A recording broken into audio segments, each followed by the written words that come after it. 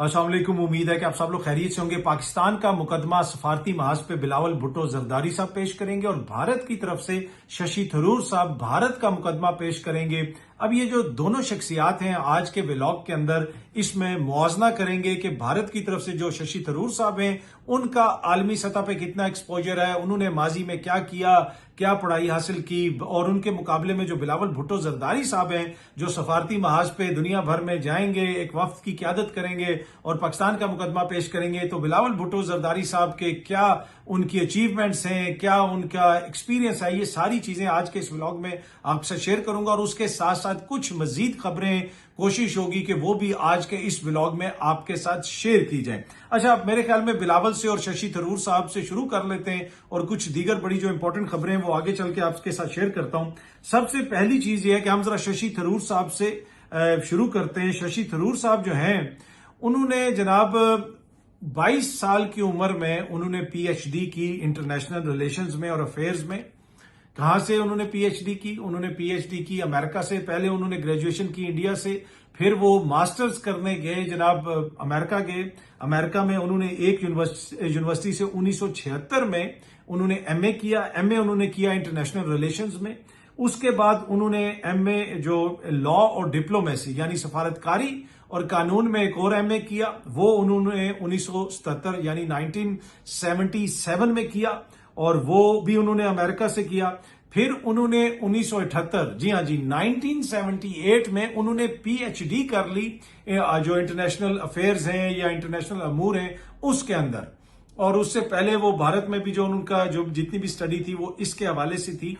अब जब 1978 में उन्होंने पीएचडी की तो साथ ही उनकी यूनाइटेड नेशंस में नौकरी होगी, यानी वो अक़वाम मुत्तहिदा में उन्होंने जॉब शुरू कर दी। और उसके बाद वो 2007 तक, जी हाँ जी 1978 से लेके 2007 तक वो अक़वाम मुत्तहिदा में as a employee, as a diplomat, as a उनके जो परमानेंट वर्कर होते हैं वो रहे, मुख्तलिफ अहम ओहदों पे रहे। और 2006 में वो अक़वाम मुत्तहिदा के सेक्रेटरी जनरल बनने की दौड़ में दूसरे नंबर पे आए।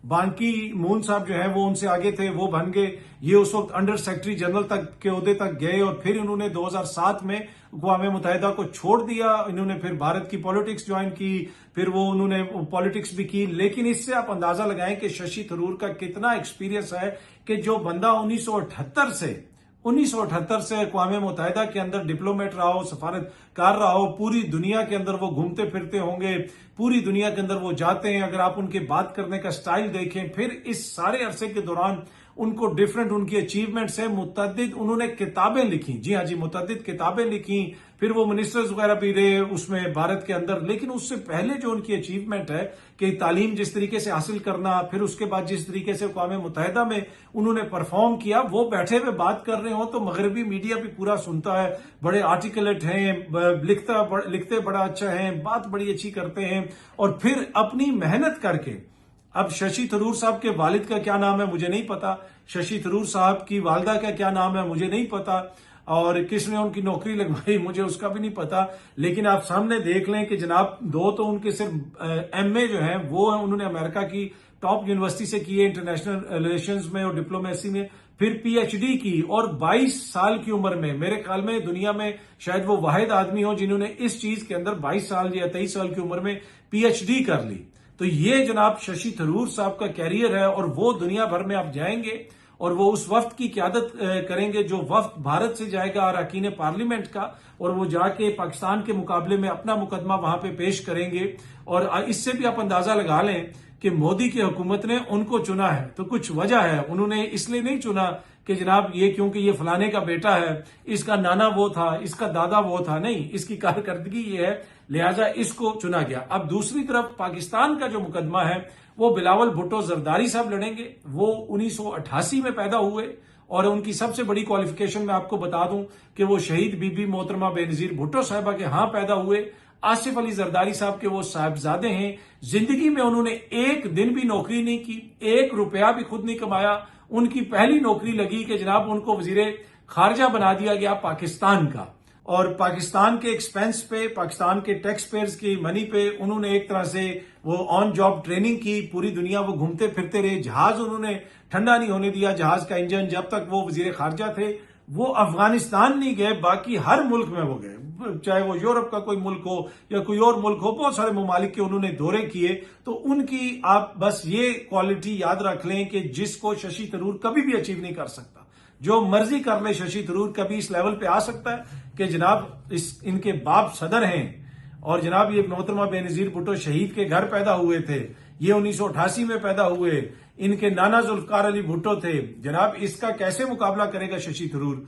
बाकी इन्होंने नई नौकरी अगर कहीं पे की, इनको नहीं पता कि दुनिया भर में कैसे काम होते हैं, इनको तो शायद सीवी भी अपना बनाना नहीं आता हो, इनका तो सीवी भी शायद वालिद साहब ही हर जगह पे पेश कर देते हैं क्योंकि मेरा ये साहब ज्यादा है। तो अब बिलावल साहब की कितनी अचीवमेंट्स हैं, उन्होंने कितनी किताबें लिखी हैं, उन्होंने कितने मार्के मारे हैं, वो सब हमारे सामने है। तो उसकी ज्यादा मैं तफसील में नहीं जाना चाहता। मसला यह है कि ना बिलावल भुट्टो साहब ने कोई नौकरी की अपनी जिंदगी में, उठे हैं तो पहला ही काम आके वजीर खारजा बन गए और उसके बाद अब दोबारा वो पार्लियामेंट के अंदर हैं और अब कहा जाता है कि जी अगले वो वजीर आजम भी होंगे।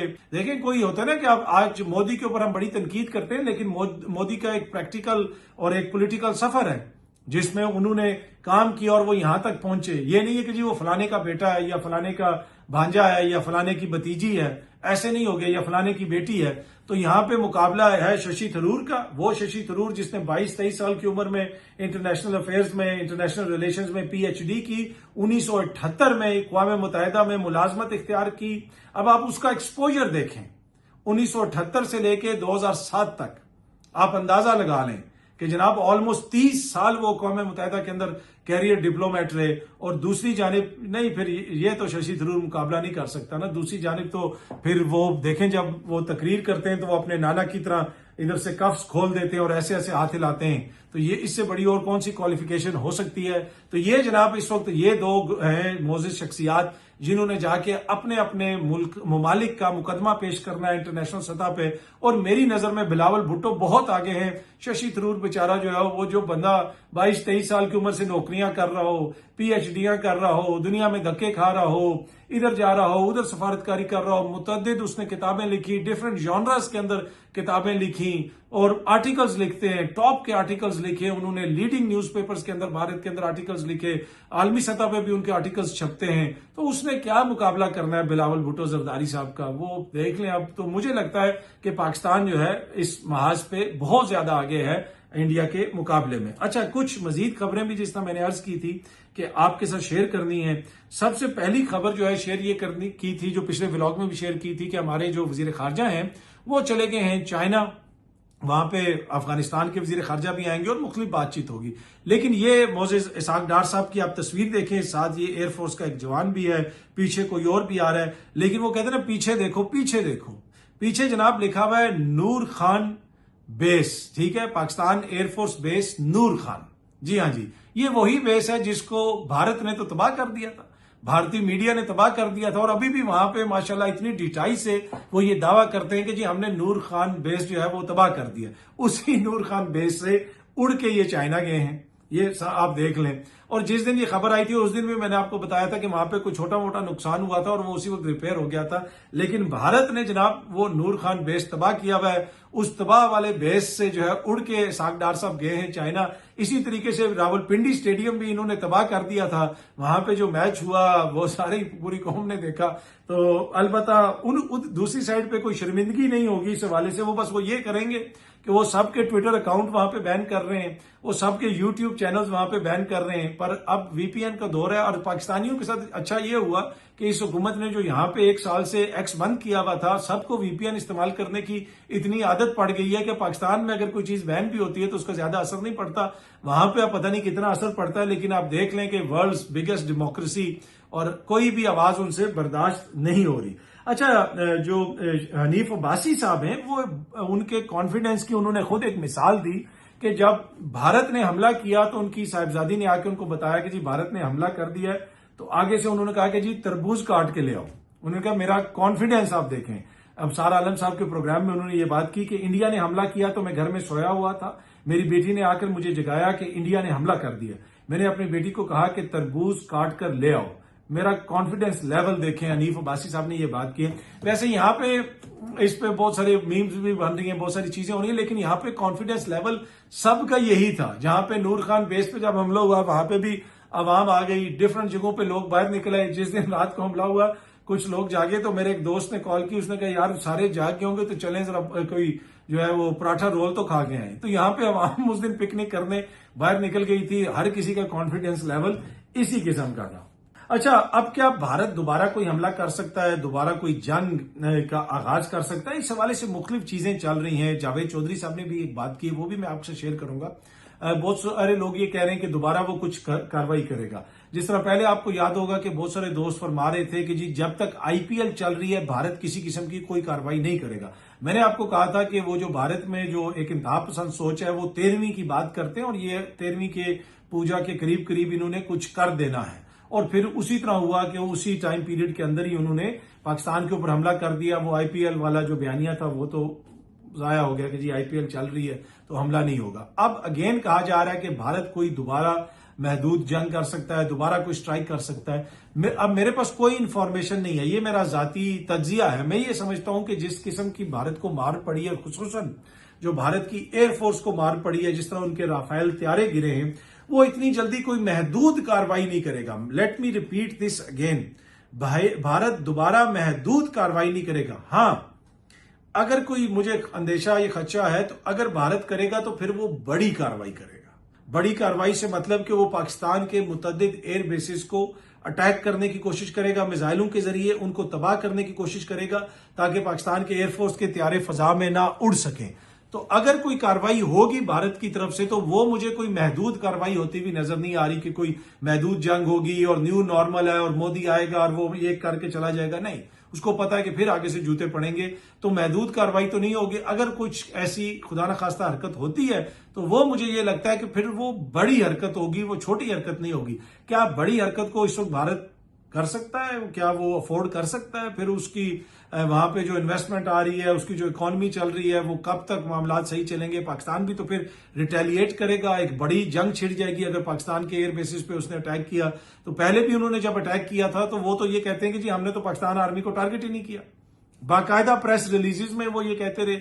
उनके वजीर आजम कहते हैं उल्टा पाकिस्तान ने ही हम पे हमला कर दिया। भाई क्या आगे से पाकिस्तान आपको फूल पहनाता? उनका वजीर खारजा ये कहता है कि जी हमने पाकिस्तान को पहले बता दिया था कि हम हमला कर रहे हैं, लेकिन पाकिस्तान के वजीर खारजा ने कहा जी हमारे पास कोई ऐसी इंफॉर्मेशन नहीं है, हमें किसी ने ऐसा कुछ नहीं बताया था कि जी वो हमला कर रहे हैं। लेकिन वो ये क्लेम करते हैं और बड़े सरप्राइज का इजहार करते हैं कि जी आगे से पाकिस्तान ने क्यों हम पे हमला कर दिया।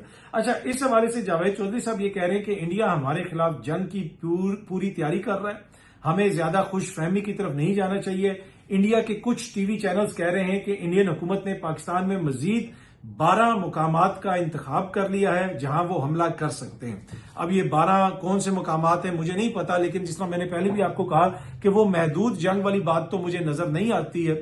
मुझे यही नजर आता है कि अगर उसने कोई ऐसी वैसी कार्रवाई की तो वो फिर पाकिस्तान के उन जगहों पे टारगेट करने की कोशिश करेगा कि जहां पे फौजी एतबार से पाकिस्तान को काफी नुकसान हो।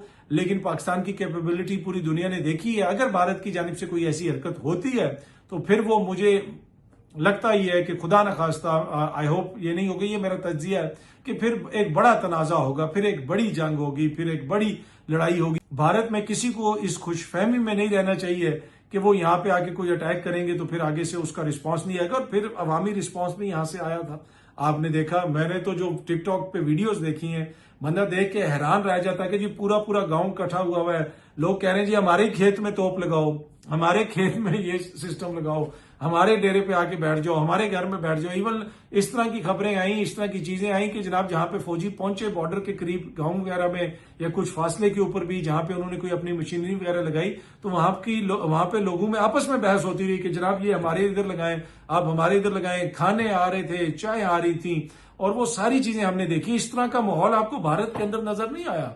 वहां पे आपको नजर आया कि कहीं पे मिसाइल गिर रहा है या मिसाइल चल रहा है, अवाम वहां पे पहुंची हो, तो यहाँ पे तो अवाम का स्पिरिट बिल्कुल आपको सामने नजर आया। फिर ये भी बहस होती रही कि जी इसकी पॉलिटिकल क्या, इसके कॉन्सिक्वेंसेज हो गए। देखिए, दो मुख्तलिफ चीजें हैं। फौज का एक दिफाई किरदार है, उसके ऊपर ना कोई तनकीद कर सकता है, ना किसी को तनकीद करनी चाहिए। क्वेश्चन उसके ऊपर उठते हैं तो आप जरूर कर सकते हैं, लेकिन वो उसमें पूरी कौम ने जिस तरह बताया कि जब भी दिफा का मामला आएगा कौम इकट्ठी होगी। अयूब खान जिसने शिकस्त दी फातिमा जना को, मादरे मिल्लत को जनवरी 1965 में, 2 जनवरी 1965 को उनको धांधली करके हराया। चंद माह बाद जंग छिड़ी तो पूरी कौम इकट्ठी हो गई 65 में। तो अब ये कहना कि जनाब ये कोई पॉलिटिकल किसी की पॉपुलैरिटी इससे बढ़ जाती, नहीं, दिफा के मामले पे कोई कॉम्प्रोमाइज नहीं करता। हाँ, जहां पे कहीं पे तनकीद होती है वो इस्टेब्लिशमेंट के सियासी किरदार पे होती है कि अगर आप सियासी हुकूमत गिराएंगे, जहां पे दानिशवर इस तरह की बातें करें, जी कबूलियत नहीं है, मकबूलियत है, कबूलियत नहीं है, वो ये इशारे करें कि जी जब तक इस्टेब्लिशमेंट कबूल नहीं करेगी तो चाहे मुल्क का सबसे पॉपुलर लीडर हो वो वजीर आजम नहीं बन सकता। तो उन सारी चीजों के ऊपर बहस होती है, उनके ऊपर तजिए होते हैं, उनके ऊपर तनकीद होती है, लेकिन दिफाई रोल के ऊपर तो कोई तनकीद नहीं है ना। दिफाई रोल के ऊपर तो कोई उस तरह कोई क्वेश्चन नहीं है, कोई उसमें ऊपर कोई इख्तलाफ नहीं है, और फिर भरपूर तरीके से दिफा हुआ भी और पूरी दुनिया ने देखा। अब मैं या किसी और शख्सियत के कहने से तो वो फर्क नहीं पड़ता ना, जो कुछ हुआ वो पूरी को दुनिया के सामने है, वो आलमी मीडिया ने भी रिपोर्ट किया। और अगेन भारत को ये ज़हन में रखना चाहिए, अगर वो कोई इस किस्म की कार्रवाई करेगा तो यहां से एक भरपूर उसको जवाब मिलेगा और फिर वो तनाजा महदूद नहीं रहेगा। बहुत जल्दी आप सब दोस्तों से दोबारा मुलाकात होगी। Thank you very much.